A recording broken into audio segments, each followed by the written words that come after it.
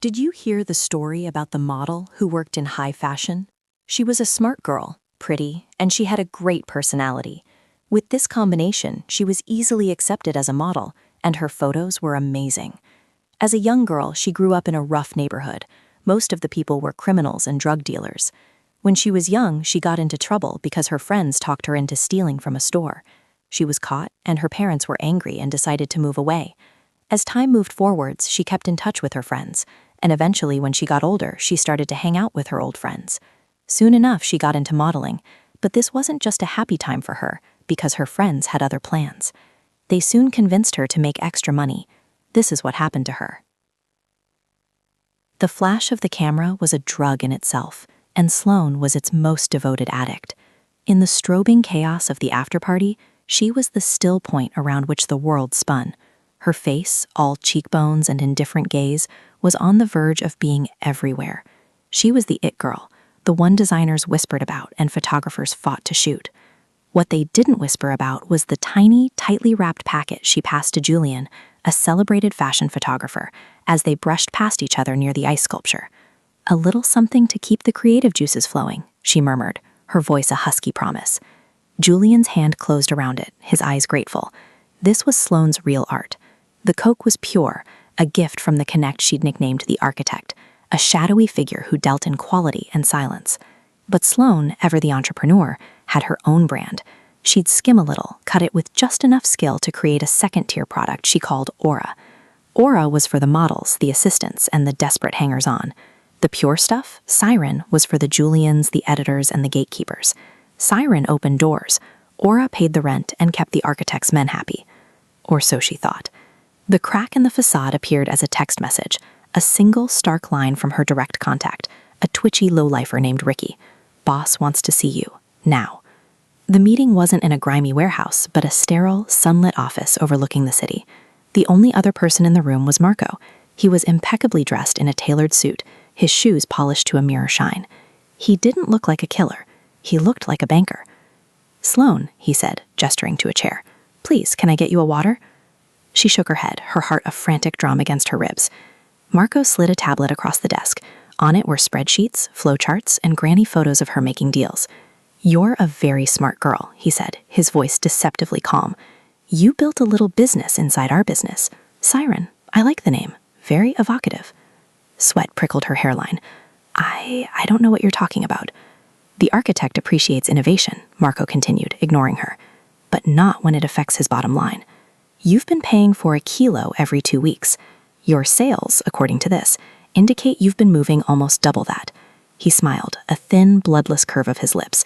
"You've been stealing from us, and that's a career-limiting move." He gave her an ultimatum, 48 hours, $50,000. Not the value of the drugs she'd skimmed, but a punitive price. "After that," he said, standing up, "we'll have to have a more permanent conversation about your future." Panic, cold and sharp, pierced through her carefully constructed cool. She tried calling in favors. Julian, her biggest client, suddenly had a family emergency. The models who bought Aura ghosted her calls. The fashion world, which had worshipped her, closed ranks. She was toxic. Her rival, a willowy blonde named Chloe, watched her scramble with a look of undisguised glee. Sloane was a meteor, and they could all see she was about to burn up. With hours left, she saw only one way out.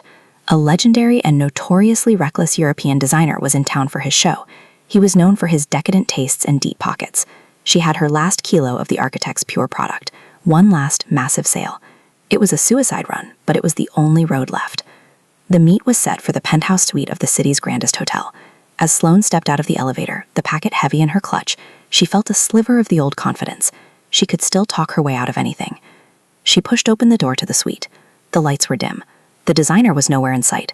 Marco was sitting on a velvet sofa, swirling a glass of amber liquid. "He couldn't make it," Marco said, as if greeting an old friend. "I sent him his apologies." Every instinct screamed at Sloane to run. She backed away, but the door clicked shut behind her. A second man materialized from the shadows. "Your ambition is admirable," Marco said, rising to his feet. "But you became competition. You started branding.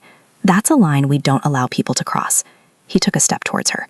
"The architect wants me to make an example. He wants you to disappear." Sloane didn't hesitate. She threw the heavy clutch at Marco's face and bolted. He swatted it aside, but the split-second distraction was enough. She sprinted for the bedroom, slammed the door, and locked it. She heard a sharp crack as the door splintered. She scrambled onto the balcony, the wind whipping her hair. 20 floors down, the city lights glittered, indifferent. She saw the balcony of the next room. It was only a few feet away. It was an insane, impossible leap. Behind her, the door gave way. She took a breath, vaulted the railing, and jumped.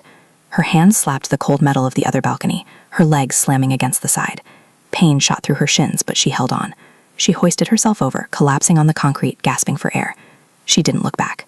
She scrambled through the unlocked patio door into an empty, darkened room and fled down the emergency stairs, her high-speed descent through the bowels of the hotel echoing her plummet from grace. Hours later, huddled on a gray house bus pulling out of the city, Sloane stared at her reflection in the window. The designer dress was torn, her face was pale and streaked with mascara, and the famous cheekbones were sharp and gaunt. She wasn't Sloane, the it girl. She wasn't Siren, the dealer. She was nothing. A giant digital billboard loomed over the bus terminal, her smiling face advertising the very fashion show she was now fleeing. The girl on the screen had everything. The girl on the bus, clutching a bus ticket to nowhere, had nothing but her life. As the bus rumbled onto the highway, she leaned her head against the cool glass. She had escaped the killer, but the dream she had killed for was dead. For the first time in years, no one was looking at her, and she had never been more invisible.